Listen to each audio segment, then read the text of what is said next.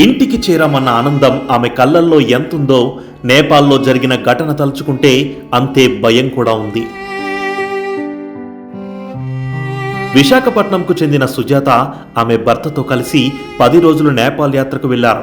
ఆ సమయంలో నేపాల్లో జరిగిన అల్లర్లలో చిక్కుకున్నారు. ఎటు చూసినా ఆందోళనలు, ఎక్కడికి వెళ్ళినా దాడులు. ఆ భయానక పరిస్థితుల నుండి ఆమె ఎలా బయటపడ్డారో వినండి. నమస్తే, నా పేరు సుజాత.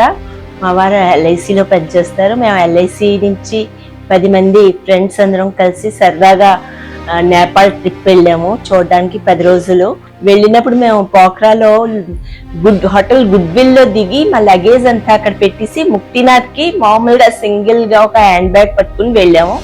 అక్కడి నుంచి ముక్తినాథ్ దర్శనం చేసుకుని మొన్నాడు మళ్ళీ పోఖ్రాకి బయలుదేరి వచ్చాము. వస్తుంటే దారిలో ఒక పావు గంటలో మా హోటల్కి రీచ్ అవుతా ఉండగా మా డ్రైవర్ ఏమో మాకు ఫోన్ చేసాడు, ఏంటంటే మీరు ఎక్కడున్నారో అక్కడే ఉండిపోండి, ఇక్కడ బాగా అల్లర్లు అవుతున్నాయి అనేసి. మేము ఇలా జస్ట్ అక్కడే రోడ్డు మీద ఇలా నిల్చునేసరికి 2 వీలర్స్ మీద 4-5 గ్యాస్ బాటిల్ వేసుకుని వచ్చి పెద్ద పెద్ద కర్రలు అవి పట్టుకుని వచ్చేసరికి మేము మా డ్రైవరు నేపాలీ వాడేమో నేపాలీలో మాట్లాడి వీళ్ళు ఇండియన్స్, వీళ్ళు టూరిస్టులు, వీళ్ళు ఏం చేయకండి అంటే వాళ్ళు మమ్మల్ని వదిలేశారు. వచ్చి అప్పుడు ఆ రాత్రి మేము హోటల్కి వచ్చి చూసేసరికి పూర్తిగా హోటల్ అంతా కాలిపోయి ఉంది.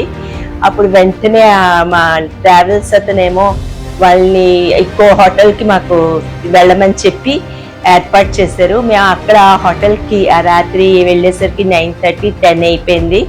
బాగా హెల్ప్ చేశారు. ఆ రోజు మేము హోటల్ రూమ్కి వెళ్ళగానే మాకు వాళ్ళు అక్కడ వైఫై ఇచ్చారు. ఆ వైఫై తోటి మేము వెంటనే ఇమీడియట్గా కలెక్టర్ గారికి మెయిల్ పెట్టగానే అతను వెంటనే రెస్పాండ్ అయ్యారు. ఇండియన్ ఎంబసీని కాంటాక్ట్ చేసాం, వాళ్ళు కూడా రెస్పాండ్ అయ్యారు.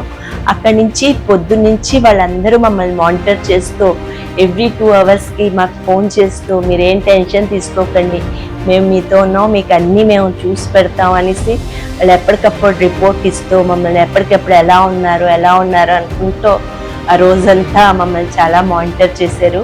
మళ్ళీ మాకు చెప్పారు ఏంటంటే లోకేష్ గారు ఇలా మాట్లాడుతున్నారు, మీరందరినీ మేము జాగ్రత్తగా తీసుకొస్తామని. మళ్ళీ లోకేష్ గారు మాట్లాడారు. మేడం అనిత గారు కూడా మాతోటి మాట్లాడి ఎవ్రీ 2 అవర్స్కి